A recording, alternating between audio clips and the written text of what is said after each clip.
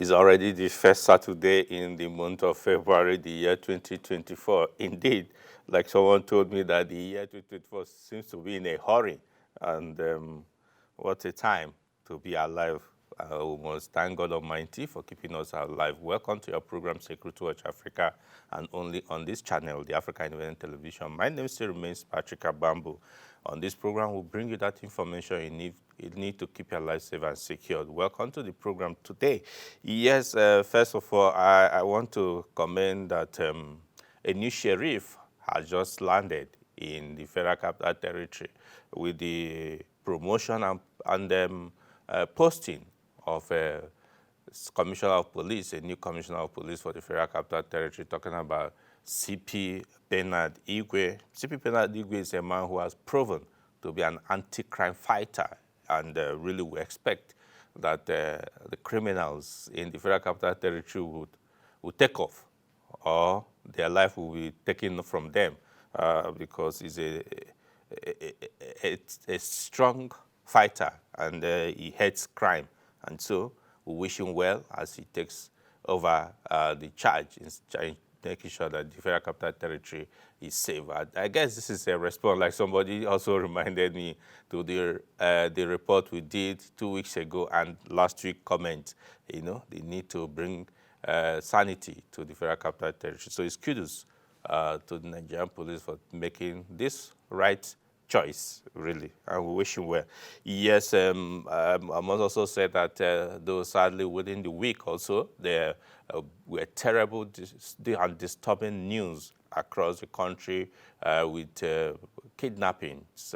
Sadly was the one in Ekiti State, Ikole Ekiti, and that really was quite troubling. We know that the work is being done to ensure that those innocent children are gotten back and reunited with their families. Yes, we're getting some cheering news about them being released, and we believe that it should be confirmed, and so that we can have some smile, because taking children away from their parents, it's not something that anybody should play with. So we must charge all security forces to ensure that things like this don't happen. In fact, no Nigerian should be kidnapped or be maimed or harassed by these criminals. So, but let's quickly go to today's program, really.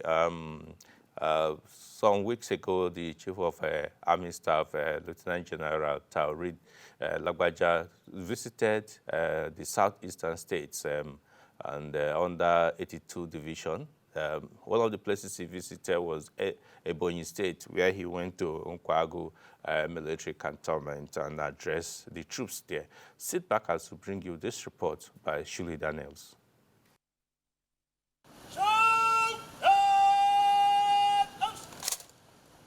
Unselfishness is said to mean the quality or fact of thinking about what is good for other people rather than oneself. With this at the back of his mind, the Chief of Army Staff, Lieutenant General Taoreed Lagbaja, has continued to take the welfare and well-being of his men as a top priority, in line with one pillar of his command philosophy, which is sound administration.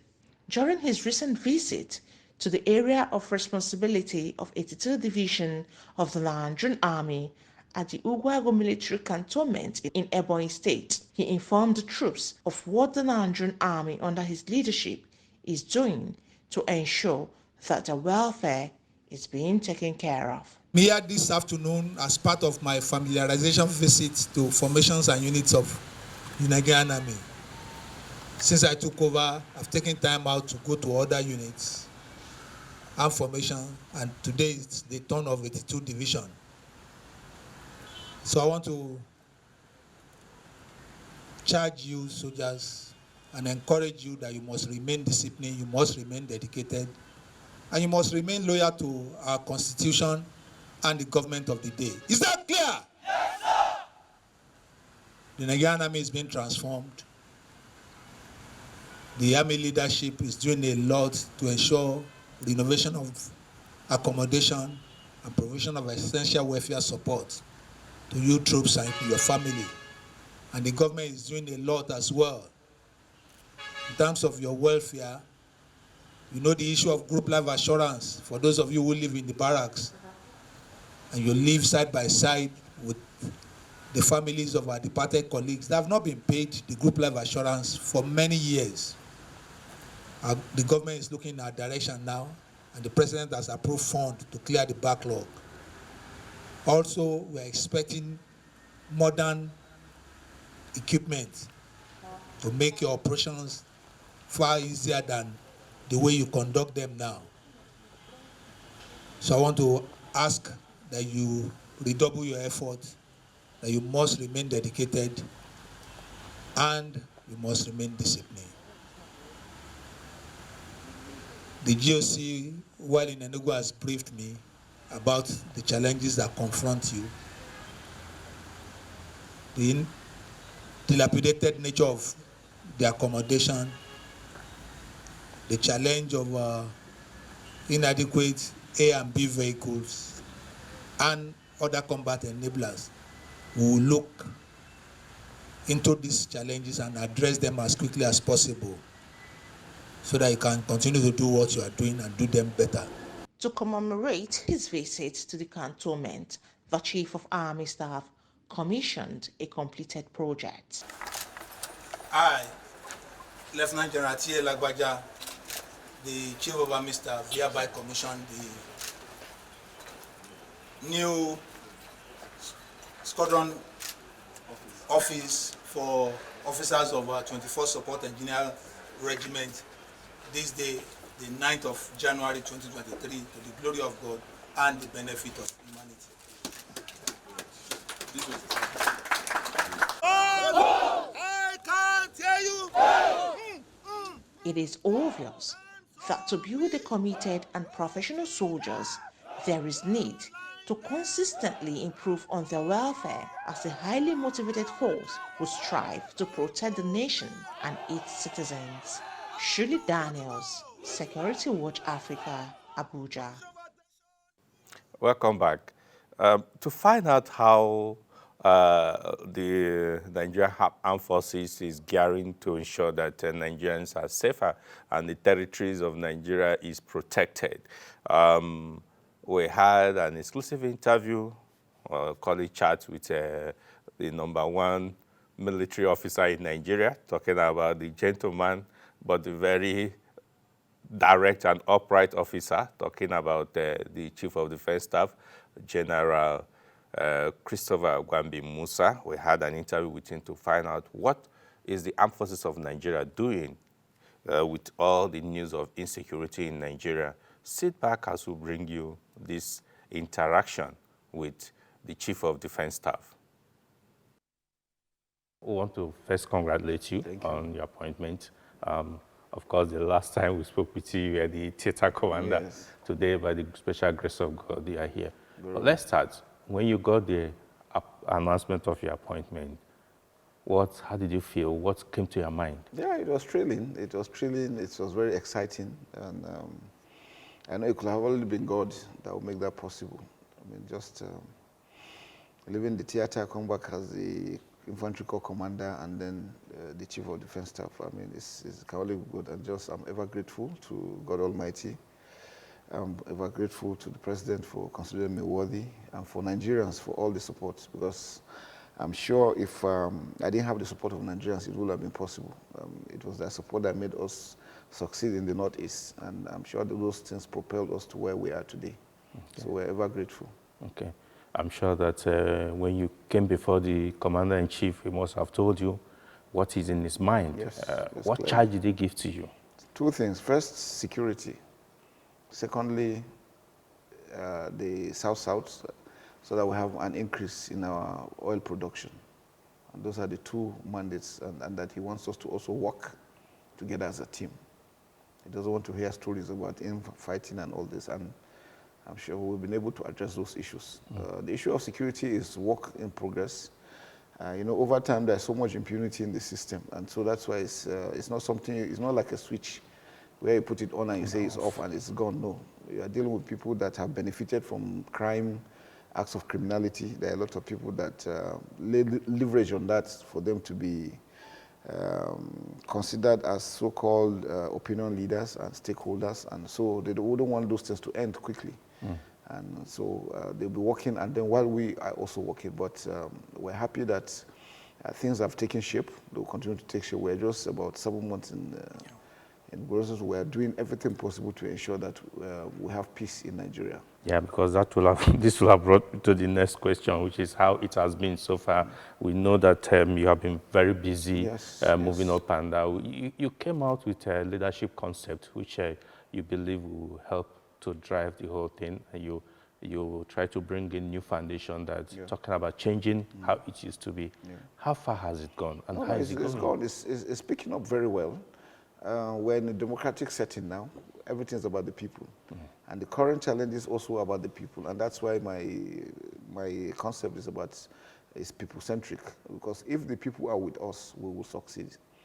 If the people are happy with what our political leaders are doing, the country will be peaceful. And so those are the challenges that we're having. And I'm happy that people are warming up to it. We're getting all the support for individuals. And initially, there are people that were really, skeptical about the approach, thinking that it is all military. I said, no, military can only do so much. The other aspect has to do with the non-kinetic, which we always mention. And it has to do with, like I always said, good governance, fairness, justice, equity. If we have this in place, it will make the work of the security forces a lot easier.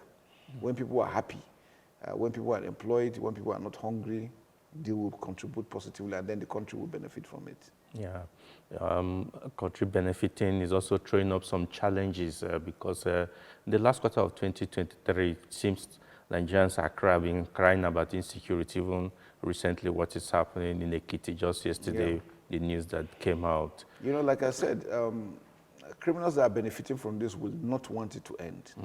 There are people that have been, for all this while, they've been, so they are looking at it now, the new approach. They have seen that it is succeeding, and probably they are trying to do whatever it takes for them to hold on to what they used to gain. But it's just a matter of time, and I want to assure Nigerians that we are positive that change is here.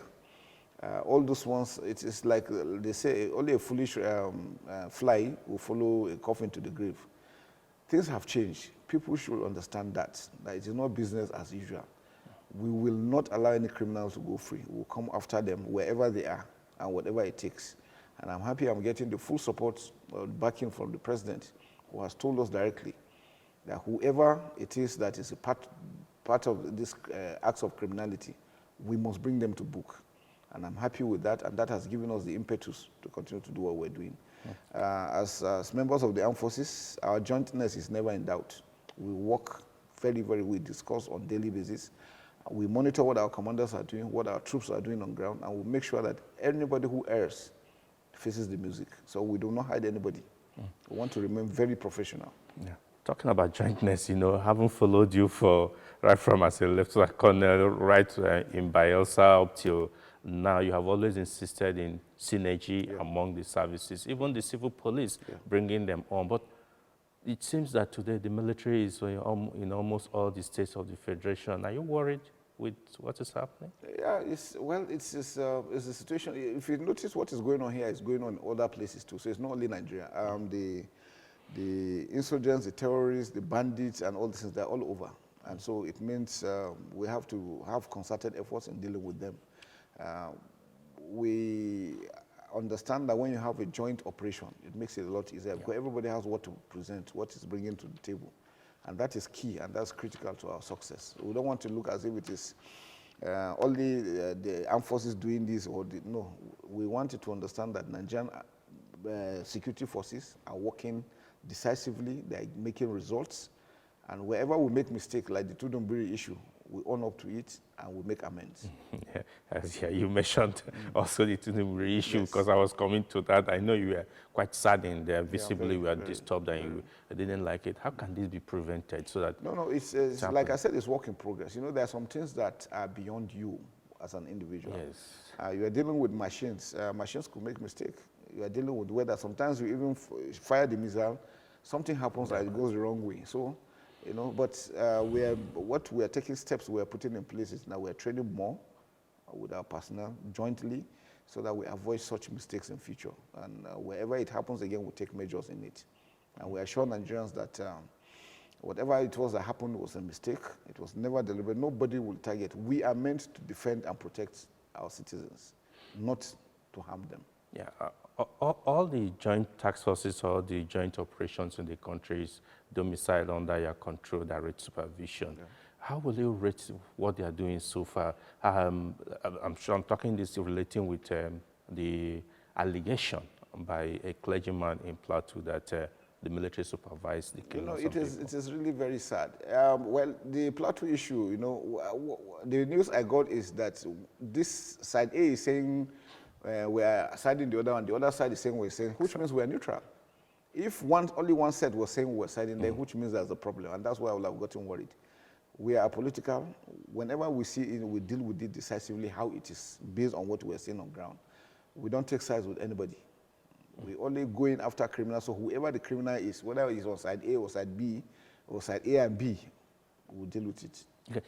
Can you help us maybe remind Nigerians or tell Nigerians, in a team that goes out, military team that goes out on operation, do they normally have maybe only Christian people going or Muslim people going for operations? Well, we all know that the armed forces is the most unifying factor in Nigeria now. I mean, if you look at it, everywhere from everywhere, every tribe, religion, every angle, no local government, every local government is represented. And so we work together like that. We don't even know these things. It is when people start saying Christian, Muslim, we start looking, what does that mean? The only religion we know is army job. Go there, get the results, and come out. That's all. We don't. And when the bullets start flying, they don't choose whether you're a Christian or Muslim. They don't decide. And it's unfortunate because if you see, if somebody wants to go and repair his car, he doesn't go and look for a Muslim mechanic or a Christian mechanic. He wants the best. Yeah. If he's sick, he wants the best doctor to treat him. If he's going to fly, he wants the best pilot. So why at that instance they're looking at it, we don't do religion, we don't do tribe. All we deal is we look for who are the criminals that are affecting the issue, and we deal with the situation squarely. Okay, let me take this. During the last Nigerian Midday celebration, during the conference, the interaction that took place, you are very passionate on the welfare of the troops. Very well.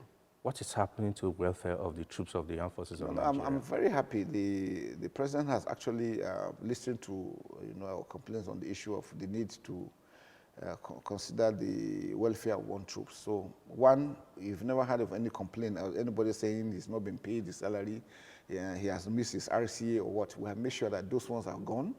Now the next effort, just yesterday the vice president inaugurated the committee on salaries and wages. So we're hopeful that with the outcry, Senator Ndume and others have actually backed us on the issue of on the need to enhance the payments of personnel. I think it's very critical. We're doing so much. People have sacrificed so much. If a soldier is getting less than 50,000, I think we deserve to have some more. And I'm sure that everybody understands we do that. And the president too is also in line with that, so that they can encourage them to do more. And when the morale is high, they can really be able to go further to ensure that there's peace.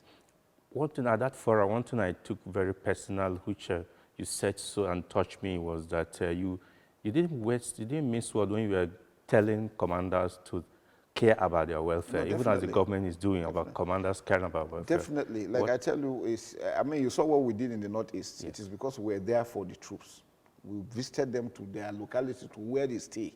We monitor the kind of food they eat. We monitor their welfare, their health. We monitor every aspect. We ensure soldiers go on passes. You saw the introduction of the welfare flights. Yeah. 2 weeks, aircraft will fly you, go and pick you back. Those are things that your training is considered, because we want to make sure you get your kitting as much as possible. We try to make sure you get the right kittings. If it is cold season, you get pullover. If it is hot season, you get the right uniform so that you can do your work. And I think that has really gone well. You've not been hearing about complaints about lack of weapons or lack of ammunition or lack of water. And all the operations we conducted, we went with all the logistics required for them to sustain themselves all through. And I think that's a good thing. Good. Talking about being good, let's talk. What good do you think the armed forces, how have they impacted on the social, economic, and political well-being of Nigeria since you took over? Well, stability. I mean, now, what I enjoy now, you see a lot of people really praying for us, thanking us for the job we're doing, and getting a better understanding of what the armed forces stand for. You know, maybe because in the past, military regimes have come in, so a lot of people have a lot of, disdain for the military, and they feel, no, but they've seen now that our approach, and that's why you see, we try to meet, just yesterday was the Federal Inland Revenue. Today we had meeting with the Abuja Chamber of Commerce. All we are trying to do is for Nigerians to take ownership of their armed forces. And that's what we're called Nigerian Army. And when they say Nigerian, it means any Nigerian, anywhere in the world that is affected, we have the capacity to go there and rescue that person. That's why it's a Nigerian Armed Forces. So Nigerians must take ownership of it and understand that we're there to protect them. Mistakes will come, definitely, because we're human beings, but it will never be deliberate. People should be proud of the armed forces, and we're doing so well for them. If people know how much we sacrifice, just so that people can go to market, people can go to church or go to mosque, even nightclubs, when people don't know that there are people standing behind to make sure that they are able to do that. And that's why I want to appeal, that please try and encourage, support the armed forces, try and encourage them. Thank you, well done. These little things goes a long way in making them continue to feel appreciated. Every human being wants to be appreciated. So if they are sacrificing so much, and then the next thing is you are insulting them and all these things, you are demoralizing them. And I don't think anybody wants a demoralized armed forces.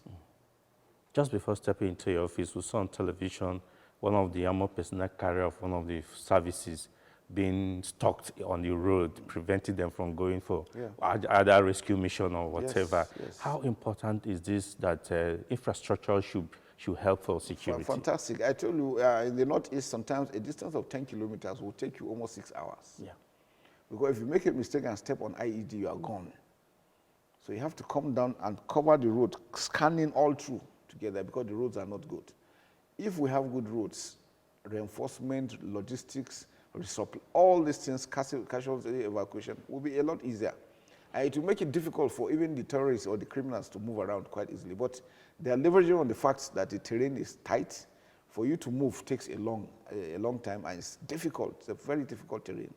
If one MRAP, almost 30 tons, should get stuck, you know what it takes to bring it out. So those are the challenges we're having. Okay, sir. So is it really possible for Nigeria to have a low-crime society? Of course, there's nothing that is impossible. Like I said, if we're able to do our own 30%, and the other 70%, good governance, fairness, equity, justice, schools will be there, people are well fed, there's employment, you have reduced illiteracy, because some of these things has to do with a lot of illiteracy. So and then the issue of social media. Social media now is causing a lot of havoc all over the world. Everybody has the right to sit down and say anything he wants to. So, and we have a few individuals that also try to incite people by their comments. And that's why I want to appeal to all the opinion leaders. You have to be careful that people listen and people listen to what they say. If they go and pass falsehood, people might get killed. And that will be human blood on their own head. So they must be circumspect on what they are saying. We should try and talk about positive things, encouraging them. Even when there are challenges, we should look at the brighter side, that yes, we're human beings, there will be challenges. But the positive aspect is that what are we doing about them? And let's try and address them. Bring solution to what is best. Not because your own man is not there, or you feel it's your tribe or religion that is not there, and then you feel you should bring everybody down just for your own benefit. I think it's very sad. And they should always understand that God Almighty, there is always a last day. When you die, you won't answer all those things. So it is not only here. You might think you are doing it and getting away with it here. It will always get back to you. Finally, sir, I personally can see that the Nigerian forces becoming a bit people-centric, which is the concept you brought in. What legacy would you like to leave as you're working, to ensure that the armed forces get tuned to people friendly? Yeah, I want to see that there is peace in Nigeria. Development is fully back.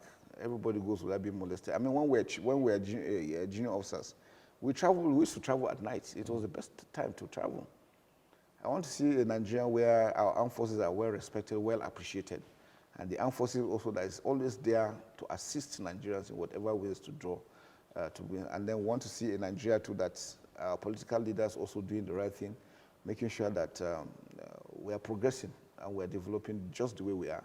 God has blessed this country so much. If we put all our acts together, we will rule the world. Maybe that Nigeria that recently you helped to work on the school, primary school you attended okay, in yes, Sokoto yes, State. that right? was You from another part of the country growing up and I had a schooling. good privilege of How did you growing feel up. going back there? No, fantastic. I mean, growing up in Sokoto was good. We were immune from a lot of things I used, coming to see, like I told you when I was growing up, I never knew what it was that you had an argument with your dad or with your mom. It was strange. Or that, because everybody was there, everybody was together. We grew up in a good home where there was love and respect for each other. The communities, we didn't know religion. It is now where some people are saying, oh, you are from this state, we never knew all those things because it was a community, and that's how and all the parents were watching out for, it doesn't have to be your dad. If you are doing the wrong thing, my dad's friend will flog you from there and send you back home. Even seeing himself, you know that you cannot do that. And we had that thing in our minds that you don't want to disappoint yourself or your parents or your community. Nobody wanted to do that. So, and that's what kept us going. And that's why I was very happy to go back there again to be able to do that. It's a great thing. I feel very happy about it. We hope Nigeria will go back to where everybody cares for everybody. It's very possible. It's very possible. But you see, like the challenges we have in Nigeria are man-made, which means if we're ready to solve them, we'll solve them. Thank you very much. Thank you very much. Pleasure, sir. Thank you so much. So much was said there, really. It's such a short time. I wish we can be able to analyze each and every comment that came from General Christopher Gwambi Musa. They are quite informative and educative. But sadly, we have to leave for other programs to continue. But if you have enjoyed watching us, join us again next week when we'll bring you another exciting interview or reports from anywhere at all possible. Until next week, I say thanks for staying tuned and bye for now.